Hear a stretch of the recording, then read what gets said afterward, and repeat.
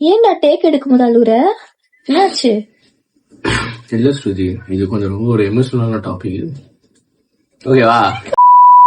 Hey guys, இன்னைக்கு நம்ம எதை பத்தி பார்க்க போறோம்னா சைக்கோஜெனிக் பெயின் சிண்ட்ரோம்.